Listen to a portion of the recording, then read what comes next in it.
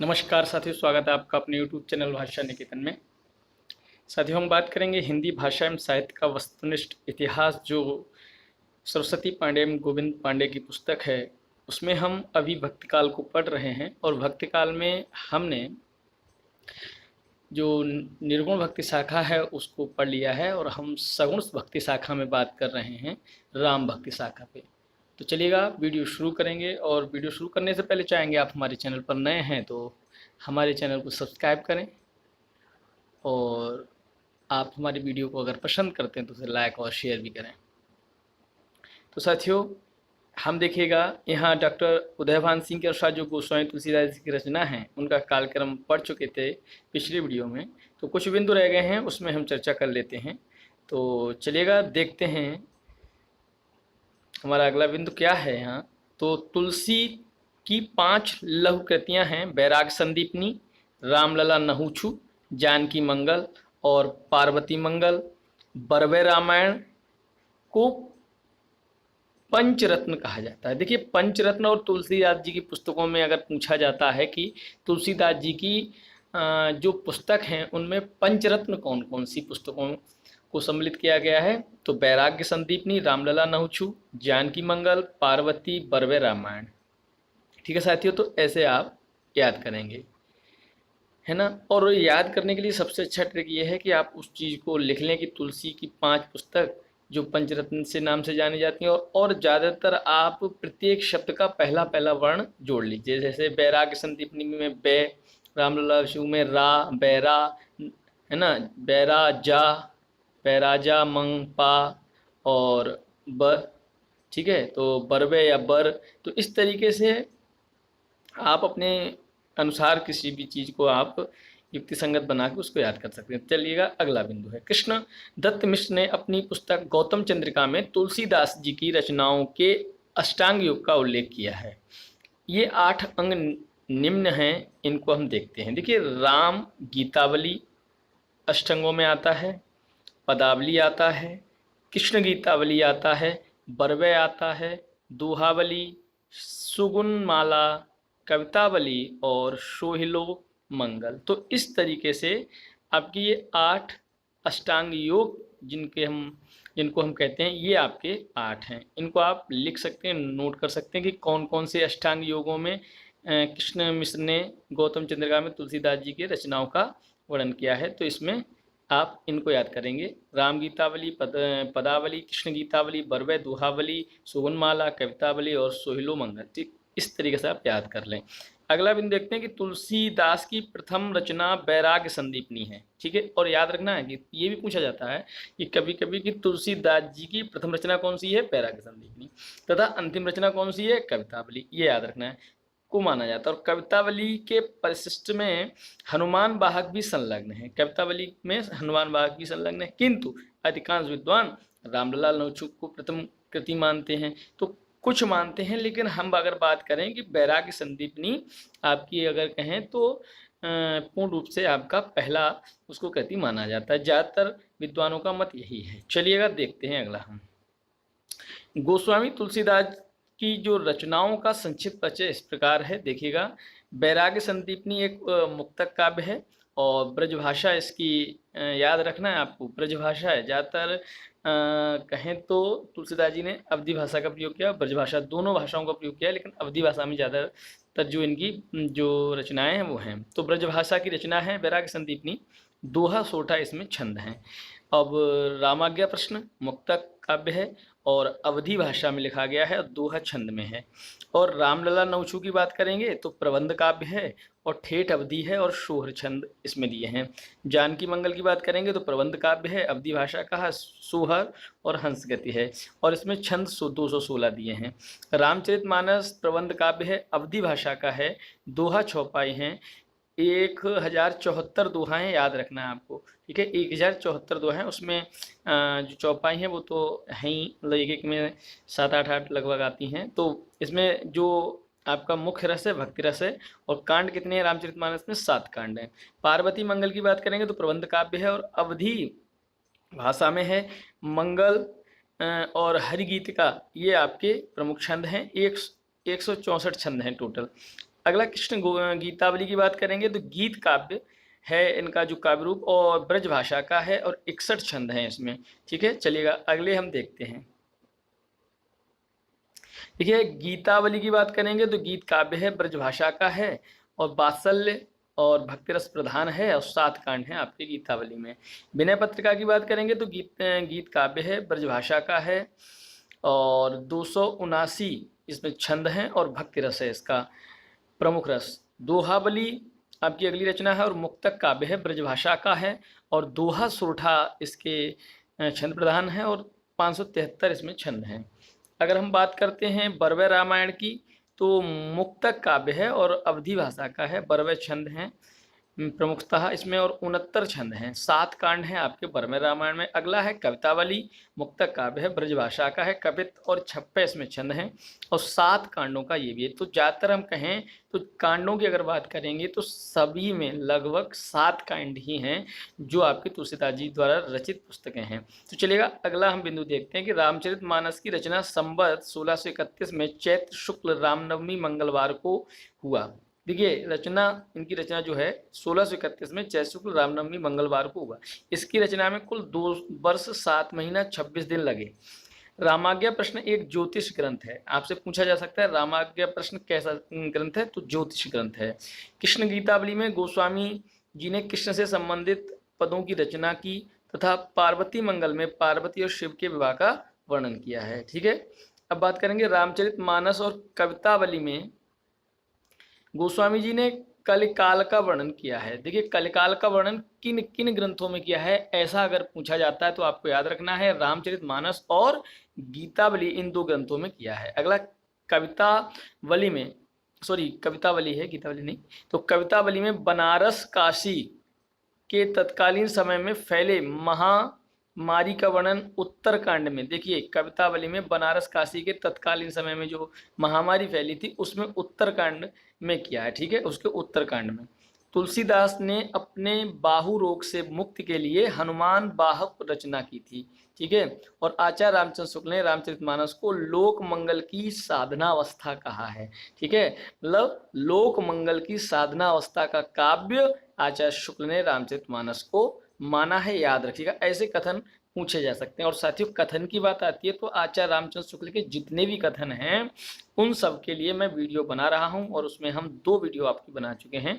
तो जिसको भी आपको रामचंद्र शुक्ल जी के जो कथन हैं उनको याद करना है, पढ़ना है, तो आप वीडियो जाके देख सकते हैं। और आपको PDF चाहिए तो आप कमेंट सेक्शन में हमको बता दीजिए, और उसके अलावा डिस्क्रिप्शन में आप लिंक दिया होता है उससे जाके आप हमारे टेलीग्राम चैनल से जुड़ जाइए, वहाँ आपको PDF भी उपलब्ध हो जाएगी। चलिएगा तो देखते हैं अगला बिंदु। अगला बिंदु क्या है हमारा, मानस में 7 कांड या सोपान हैं जो क्रमशः इस प्रकार हैं। बालकांड है, अयोध्या कांड है, अरण्य कांड है, किष्किंधा कांड है, और सुंदर कांड है, और लंका कांड तथा उत्तरकांड है। ये मानस में हमारे कितने कांड हैं, हमारे 7 कांड हैं। तो याद रखना है तो क्रम कैसा है, तो बालयो अरण्य की, सुंदर लंका उत्तर में, इस तरीके से आप कैसे भी याद रख लें इसको। ठीक है, आप अपने आप ट्रिक बना के लिख लें। तो बाल अयो अरण्य किसकी, सुंदर लंका उत्तर में, ऐसे आप इसको पहला जो वर्ण या एकाध शब्द वर्णों को मिलाकर शब्द बनाकर आप इसको याद कर सकते हैं। ठीक है, मतलब क्रम याद करने की बात आती है तो क्रम सा क्या है, तो कभी क्रम पूछ लिया जाता है। चलिएगा, अयोध्या कांड को रामचरितमानस का हृदय स्थल कहा जाता है। तो आपसे पूछा जा सकता है हृदय स्थल रामचरितमानस का किसको कहा जाता है, अयोध्या कांड को। इस कांड की चित्रकूट सभा को आचार्य रामचंद्र शुक्ल ने एक आध्यात्मिक घटना की संज्ञा दी है। तो आचार्य रामचंद्र शुक्ल ने किस कांड की किस कांड की किस सभा को या किस घटना को आध्यात्मिक घटना कहा है, तो चित्रकूट की सभा को। अगला, चित्रकूट सभा में वेद नीति, लोकनीति, राजनीति तीनों का समन्वय दिखाई देता है। तो कौन कौन सी नीतियां हैं, वेद नीति, लोकनीति, राजनीति। और अगला, रामचरितमानस की रचना गोस्वामी जी ने स्वांतः सुखाय के साथ साथ लोकहित एवं लोक मंगल के लिए की है। अगला देखते हैं, रामचरितमानस के मार्मिक स्थल निम्न लिखित हैं। राम का अयोध्या त्याग और पथिक के रूप में वनगमन, चित्रकूट में राम और भरत का मिलन, है ना, और तीसरा आपका शबरी का आतिथ्य, चौथा आपका लक्ष्मण को शक्ति लगने पर राम का विलाप तथा भरत की प्रतीक्षा। ये आपके मार्मिक स्थल हैं जो आपको यहाँ बताए गए। चलिए देखते हैं अगला हमारा बिंदु क्या है। अगला है कि तुलसीदास जी ने रामचरितमानस की कल्पना मानसरोवर के रूपक के रूप में की है, जिसमें 7 कांड के रूप में 7 सोपान तथा 4 वक्ता के रूप में 4 घाट हैं।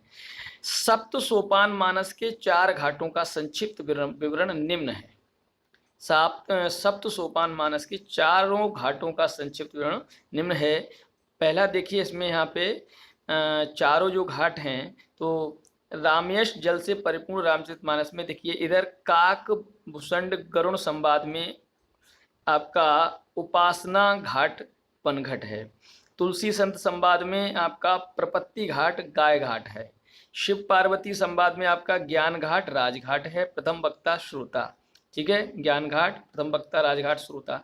याज्ञवल्क्य के भारद्वाज संवाद में कर्म घाट और पंचायती घाट। तो देखिए, सबसे पहले याद रखना है आपको जो घाट हैं और उसमें संवाद किन किन का है ये याद रखना है। जैसे आपसे उपासना घाट और पनघट में काकभूषण और करुण का संवाद है। आपका ज्ञान घाट और राजघाट में शिव पार्वती का संवाद है। प्रपत्ति घाट और गाय घाट में आपका इस तरीके तुलसी और संत का संवाद है। और यहाँ कर्म घाट और पंचायती घाट में याज्ञवल्क्य और भारद्वाज का संवाद है। तो इस तरीके से आप इसको नोट कर लीजिए और याद कर लीजिए। चलिएगा देखते हैं अगला बिंदु हमारा। मानस रूपक तुलसी साहित्य का सबसे बड़ा रूपक है। देखिए, मानक रूपक तुलसी साहित्य का सबसे बड़ा रूपक है।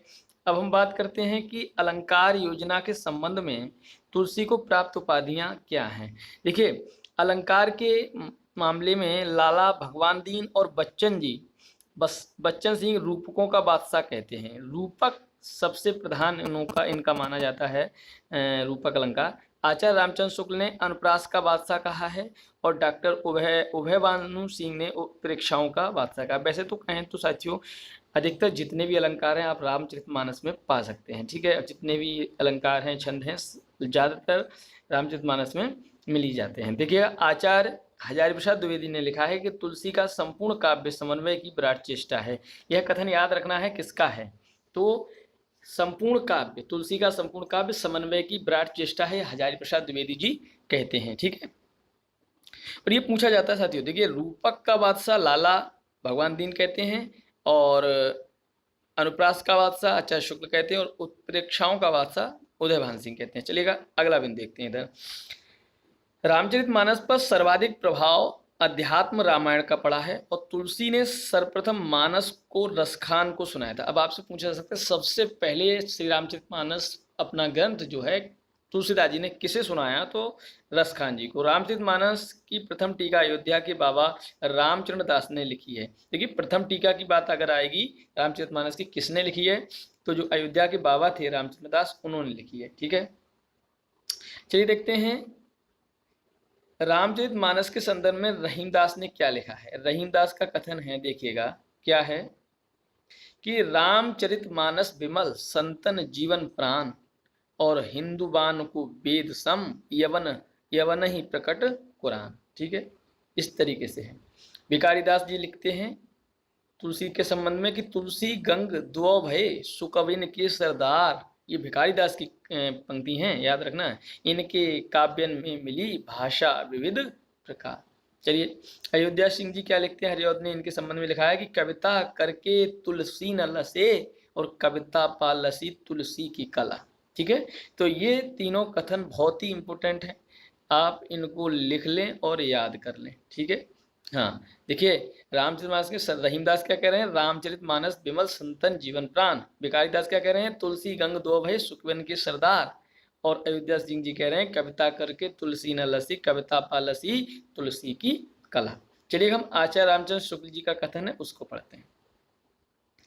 देखिए, आचार्य रामचंद्र शुक्ल जी लिखते हैं कि भाषा पद्य के स्वरूप को लेते हैं तो गोस्वामी जी के सामने कई शैलियां प्रचलित थीं, जिनमें से मुख्य हैं वीर गाथा काल की छप्य पद्धति है, विद्यापति और सूरदास की गति पद्धति है, गीत पद्धति है, गंग आदि भाटों के कवित सवैया पद्धति है, कबीरदास जी की नीति संबंधी वाणी की दोहा पद्धति जो अपभ्रंश से चली आती है, और ईश्वर दास की दोहे चौपाई वाली प्रबंध पद्धति है। इस प्रकार भाषा के दो रूप अवधि और ब्रज और रचना की 5 प्रमुख शैलियां साहित्य क्षेत्र में गोस्वामी जी को मिली।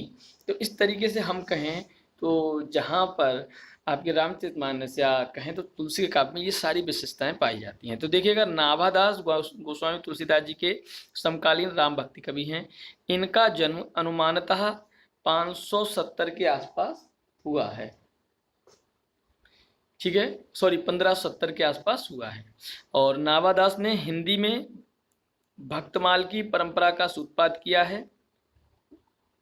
इनके गुरु का नाम अग्रदास है। नाभादास ने हिंदी में भक्तमाल की परंपरा का सूत्रपात किया। इनके गुरु कौन है? अग्रदास। डॉक्टर गियर्सन ने नाभादास का उपनाम नारायण दास बताया है। अब पूछा जा सकता है कि नाभादास को नारायण दास किसके अनुसार माना जाता है? तो डॉक्टर गियर्सन के अनुसार। चलेगा, देखते हैं अगला बिंदु हमारा। नाभादास ने सन 1585 ईस्वी या कहें तो संवत 1642 के आसपास ब्रजभाषा में भक्तमाल की रचना की है। तो भक्तमाल के जो रचयिता हैं नाभादास हैं, जो 1585 में इन्होंने अपनी रचना लिखी। अगला, भक्तमाल में 200 कवियों का जीवन वृत्त और उनकी भक्ति के महिमा सूचक बातों को 316 छप्पयों में लिखा है।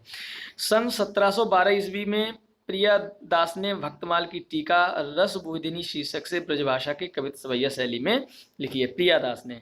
अगला, नाभादास ने रामचरित से संबंधित 2 अष्टयामों की रचना की जो संस्कृत के चंपू काव्य शैली में रचित हैं। नाभादास ने रामचरित से संबंधित 2 अष्टयामों की रचना की है जो चंपू काव्य शैली में रचित हैं। नाभादास ने अष्टयाम की रचना श्रृंगार भक्ति अथवा रसिक भावना लेकर की है। बात करते हैं इसकी विशेषताएं क्या हैं। देखिए, अष्टयाम ब्रजभाषा का और अष्टयाम अवधि भाषा का। विशेषता है, गद्य में राम और सीता 8 पहरों का वर्णन किया है ब्रजभाषा वाले में, और अवधि भाषा वाले की बात करें तो दोहा चौपाई शैली में राम सीता का वर्णन किया गया है, अष्टयाम अवधि वाले में और अष्टयाम ब्रजभाषा वाले में। ठीक है, याद रखना है। नाभादास द्वारा विभिन्न कवियों के संदर्भ में भक्तमाल में कही गई महत्वपूर्ण पंक्तियां इस प्रकार हैं। कबीरदास जी, मतलब जो पंक्ति है नाभादास द्वारा विभिन्न कवियों के संदर्भ में भक्तमाल में कही गई पंक्तियां। तो कबीरदास जी के बारे में कहते हैं नाभादास जी की, कबीर काने राखी नहीं वर्णाश्रम शट दर्शनी। ठीक है। मीरा भाई के बारे में लिखते हैं कि निरंकुश अति निडर रसिक जस रसना गायो। तुलसी जी के बारे में लिखते हैं कि त्रेता काव्य निबंध करी सत कोटि रसायन, एक अक्षर उच्चरय ब्रह्म हत्यादि परायण, और अब भक्तन सुख दैन बहुरी लीला विस्तारी, और राम चरण रस मत रहत अहिनिस व्रतधारी, और संसार अपार के पार को सुगम रूप नौका लियो, कल कुटिल जीव निस्तार रहित वाल्मीकि तुलसी भयो। सूरदास जी कहते हैं उक्ति चोज अनुप्रास बरन अस्ति अति भारी, वचन प्रीति निर्भा अर्थ अद्भुत तुक धारी, विमल बुद्धि गुण और की जो भय गुण स्वन निधरे, और सूर कवित्ति की सुन कौन कवि जी नहीं सिर चालन करे। नंददास लीला पद रस रीत ग्रंथ रचना में नागर, सरस उक्ति युत उक्ति भक्ति रहे गान उजागर। नंददास जी के लिए है ये। और चंद्रहास अग्रज सुहृद परम प्रेम पथ में पगे, नंददास आनंद निधि रसिक सब सुप्रभु हित रंगमगे। तो ये यहाँ पर नाभादास जी ने जो नंददास जी आदि के लिए ये जो पंक्तियां कही हैं, किसमें? भक्तमाल में। तो चलिएगा देखते हैं अगले बिंदु पर। अष्टयाम में नाभादास ने लिखा है कि अवधपुरी की शोभा जैसे कही नहीं सकी शेष श्रुत तैसी, और केशवदास जी का जन्म बुंदेलखंड के ओरछा नामक नगर में सन 1555 ईस्वी में और मृत्यु सन 1617 ईस्वी में हुई। केशवदास जी के बारे में अगला कि उपनाम वेदांती मिश्र था और ये निम्बार्क संप्रदाय में दीक्षित थे। केशवदास का उपनाम वेदांती मिश्र था और ये निम्बार्क संप्रदाय में दीक्षित थे। केशवदास ओरछा नरेश महाराजा राम सिंह के भाई इंद्रजीत सिंह के गुरु और राज्याश्रित कवि थे। केशवदास की रचनाओं का काल क्रमानुसार संक्षिप्त परिचय निम्नलिखित है। देखिएगा, इनकी रसिक प्रिया जो पुस्तक है वो पहली 1591 में लिखी गई और 16 अध्याय 16 हैं और रीति ग्रंथ है ये, और रस श्रृंगार वर्णन है। रामचंद्र का जो है उसमें 1601 की है और 39 इसमें प्रकाश हैं, और आपके प्रबंध काव्य है राम के चरित्र वर्णन है। और कविप्रिया आपकी 1601 की है। 16 प्रकाश हैं, रीति ग्रंथ है, अलंकारों का वर्णन है। रतन बावनी 1607 की है, 53 छंद है, प्रबंध है, डिंगल शैली का एक राजनीतिक ग्रंथ है। वीर सिंह देवचरित 1607 का है, 33 प्रकाश हैं, प्रबंध प्रकार है इसका प्रबंध काव्य। वीर सिंह देव पर आधारित ऐतिहासिक काव्य है। विज्ञान गीता 1610 ईस्वी की है, 21 प्रभाव हैं इसमें। प्रबंध आपका काव्य है और प्रबोध चंद्रोदय का अनुवाद है। जहांगीर जस चंद्रिका 1612 ईस्वी में प्रबंध काव्य है और जहांगीर के दरबार का वर्णन है। नक्शिख जो है वो आपका रीति ग्रंथ है, राधा के अंगों उपांगों का वर्णन है। और आपका आखिरी इसमें छंदमाल तो रीति ग्रंथ है और छंदों का वर्णन है। ठीक है, ये आपकी इनकी पुस्तक हैं और विशेषताओं का भी इसमें वर्णन किया गया है। तो चलिएगा देखते हैं अगला हमारा कि आचार्य विश्वनाथ प्रसाद मिश्र, डॉक्टर नगेंद्र और गणपति चंद्रगुप्त प्रभृति विद्वानों ने केशवदास को हिंदी में रीत काव्य का प्रवर्तक माना है। तो देखिए, रीत काव्य के प्रवर्तक के रूप में केशवदास के लिए आचार्य विश्वनाथ प्रसाद मिश्र कहते हैं, डॉक्टर नगेंद्र कहते हैं और गणपति चंद्रगुप्त मानते हैं। कविप्रिया रीत ग्रंथ की रचना इंद्रजीत सिंह की एकनिष्ठ प्रेमिका गणिका वैश्या प्रवीण राय को शिक्षा देने के लिए की गई थी। अब आचार्य शुक्ल ने केशव को अलंकारवादी मानते हैं। आचार्य शुक्ल केशव को अलंकारवादी मानते हैं। केशवदास ने स्वयं लिखा है कि यद्यपि सुजति सुलक्षणी सुवर्ण सरस सुव्रत भूषण बिनु न विराजिये कविता वनिता मित। ठीक है साथियों, चलिए देखते हैं। केशव भामह दंडी और उद्भट के अनुयायी थे। केशवदास जी जो हैं भामा दंडी और उद्भट के अनुयायी थे। अगला, ऐसा माना जाता है कि केशवदास ने रामचंद्रिका की रचना तुलसीदास के रामचरितमानस की प्रतिस्पर्धा में एक रात में की है। ठीक है, ऐसा कहा जाता है कि रामचंद्रिका की जो रचना कर डाली है केशवदास जी ने, वो तुलसीदास जी की रचना के उसमें की है। गुमान कवि ने रामचंद्रिका की प्रतिस्पर्धा में कृष्णचंद्रिका लिखी थी। तो देखिए, रामचंद्रिका के प्रतिस्पर्धा में कृष्णचंद्रिका लिखी है गुमान कवि ने। चलिए देखते हैं। आचार्य रामचंद्र शुक्ल ने केशवदास की कटु आलोचना करते हुए लिखा है, केशव को कभी हृदय नहीं मिला था, उनमें यह सहृदयता और भावुकता न थी जो एक कवि में होनी चाहिए। वे संस्कृत साहित्य से सामग्री लेकर अपने पांडित्य और रचना कौशल की धाक जमाना चाहते हैं। अब देखिएगा, डॉक्टर विजय पाल सिंह ने केशवदास को कोर्ट का कवि कहा है। किसका? कोर्ट का कवि। देखिए, डॉक्टर विजय पाल सिंह ने कहा है, केशवदास कृत रामचंद्रिका पर प्रसन्ना राघव हनुमानष्टक और अनर्घ राघव कादंबरी तथा नैषद चरित्र का प्रभाव पड़ा है। आलोचकों के केशव दास व रामचंद्रिका के संबंध में निम्नलिखित कथन है। आलोचक देखिए, यहाँ नावादास जी क्या कहते हैं, उड़गन केशवदास है ना, कवि को दीन न चहे विदाई पूछे केशव की कविताई। और उड़गन केशवदास, नावादास जी उड़गन केशवदास को उड़गन मानते हैं। रामचंद्र शुक्ल जी कठिन काव्य का प्रेत मानते हैं। और रामस्वरूप चतुर्वेदी रामचंद्रिका छंदों का एक अजायब घर मानते हैं। रामस्वरूप चतुर्वेदी रामचंद्रिका छंदों का एक अजायब घर है, ऐसा मानते हैं। अब देखते हैं सेनापति का जन्म। सेनापति के बारे में हम देखेंगे, केशवदास जी का हो गया। सेनापति का जन्म सन 1589 के आसपास माना जाता है और इनके गुरु का नाम हीरामणि दीक्षित था। सेनापति के गुरु का नाम हीरामणि दीक्षित। सेनापति द्वारा रचित दो ग्रंथ हैं, कवित्र रत्नाकर और काव्य कल्पद्रुम। देखिए, सेनापति में ने मतलब जो कवित्र रत्नाकर लिखा है, इसमें 5 तरंग और 394 छंद में राम कथा का वर्णन है। काव्य कल्पद्रुम इसे एक रीत ग्रंथ माना जाता है। आचार्य रामचंद्र शुक्ल ने सेनापति के संदर्भ में लिखा है कि ये बड़े ही सहृदय कवि थे। ऋतु वर्णन तो इनके जैसा और किसी श्रृंगारी कवि ने नहीं किया। सेनापति ब्रज के कवि हैं और इनकी सर्वाधिक प्रिय अलंकार श्लेष है। राम भक्ति कवि निम्नांकित हैं और कवि रचनाएं प्राणचंद चौहान रामायण महानाटक 1610 ईस्वी, माधवदास चरण रामरासो और अध्यात्म रामायण। ठीक है, ये आपकी रचनाएं हैं। प्राणचंद चौहान की रामायण महानाटक है और माधवदास रामरासो और अध्यात्म रामायण है। चलिए देखते हैं अन्य रचनाओं में। हृदय राम की हनुमानाटक है, और रायमल पांडे की हनुमत चरित है। नरहरि बारहट की पौरुषीय रामायण है, और लालदास की अवध विलास है, और कपूरचंद का आपका रामायण है। रामायण महानाटक एक संवादात्मक प्रबंध काव्य है जिसमें दोहा चौपाई का प्रधानता है।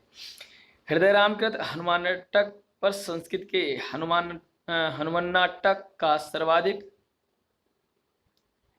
प्रभाव है। इसका एक नाम रामगीत भी है। और पौरुषेय रामायण नरहरिकृति चतुर्विशति अवतार चरित का नामक विशाल ग्रंथ का एक अंश है। और कपूरचंद्र त्रिखाकृत रामायण गुरुमुखी लिपि में लिखी गई 145 छंदकों की ब्रज भाषा की कृति है। तो चलेगा, अब साथियों हम राम भक्त कवियों की प्रमुख काव्य पंक्तियों को देखेंगे। ठीक है, पहला हम देखते हैं रामानंद की पंक्तियां। तो रामानंद की आरती कीजिए हनुमान लला की, तुष्ट दलन रघुनाथ कला की, है ना। यह जो पंक्ति है ये आपके रामानंद की है। और जय हनुमान ज्ञान गुण सागर जय कपीस त्यों लोग जाकर, ये रामानंद की है। ठीक है, अग्रदास की बात करते हैं तो कुंडल ललित कपोल जुगल अस परम सुदेशा, यह अग्रदास की है। और मेचक कुटिल विशाल सरोरव नैन सुहाए, और मुख पंकज के निकट मनो आली अलिछौन छाए, ये पंक्ति किसकी है? अग्रदास की। अगला, पहरे राम तुम्हारे सोबत मैं मतिमंद अंध नहीं जोबत, ये किसकी है? अग्रदास की। अब गोस्वामी तुलसीदास जी की महत्वपूर्ण पंक्तियां पहले दोहावली से पढ़ते हैं। देखिए दोहावली में है, हिय निर्गुण नय नहीं सगुन रसना राम सुनाम, मनहु परट संपुट लसत तुलसी ललित ललाम, ये पंक्ति दोहावली की है। एक भरोसे एक बल एक आस विश्वास, और एक राम घन श्याम हित चातक तुलसीदास। ठीक है, देखिए इनकी पंक्ति में याद रखिएगा, तुलसी तुलसी आई रहा है, ये दोहा है। साखी सबदी दोहरा कही किहनी उपखान, और भगत निरूपई भगत कल निदही वेद पुराण। ठीक है, ये आपका गोस्वामी तुलसीदास जी की पंक्ति याद रखना है। इसमें नाम नहीं आया है तो कोई नहीं।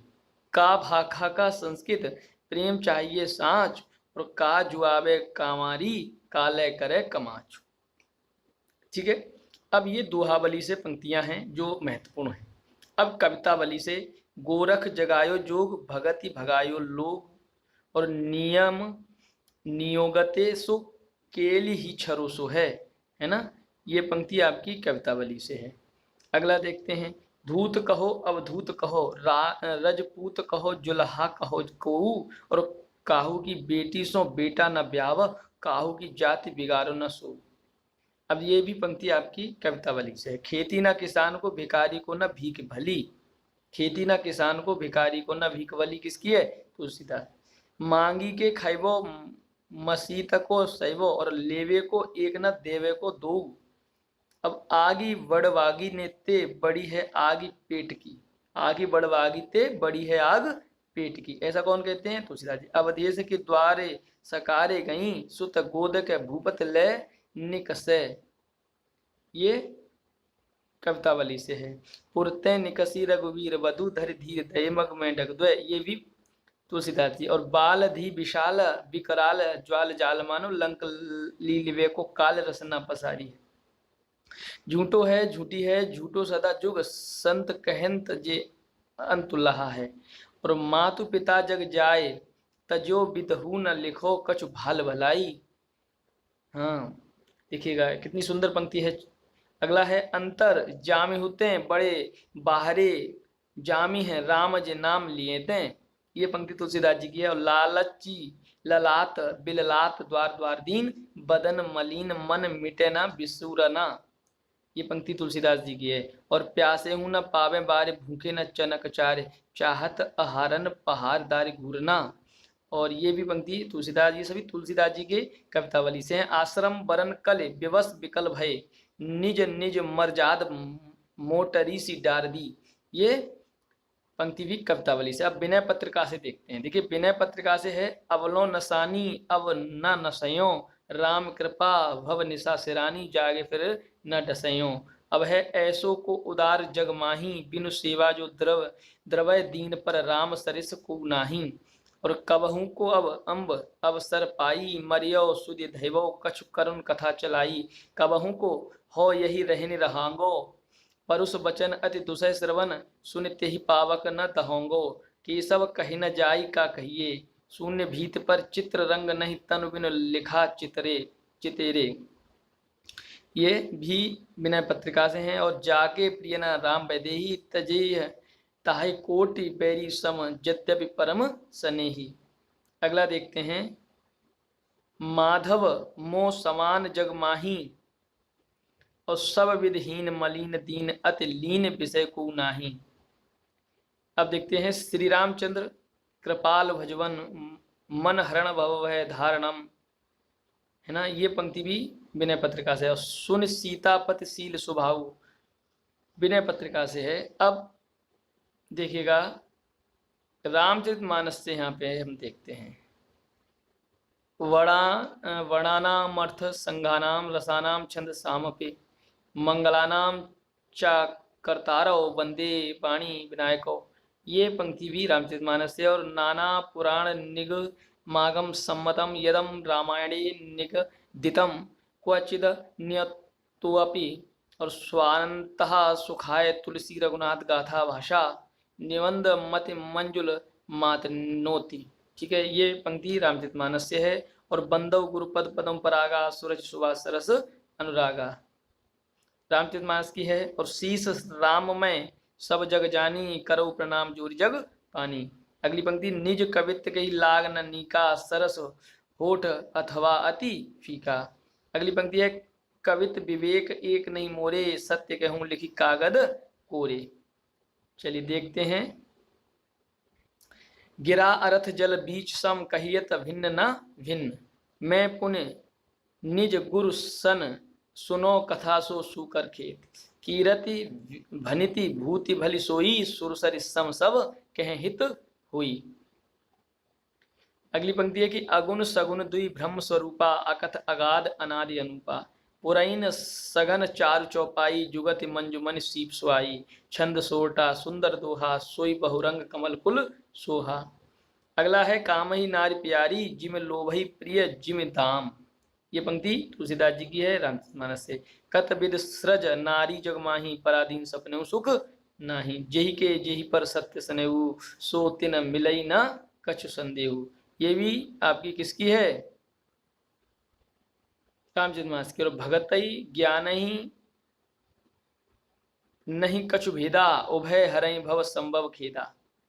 अगली, ढोल गमार सूत्र पसुनारी, सकल ताड़ना के अधिकारी, रामचरितमानस से। और वर्णाश्रम निज निज धर्म निरत, वेद पथ लोग, और चलई सदा पावई सुख, नहीं भय शोक न रोग।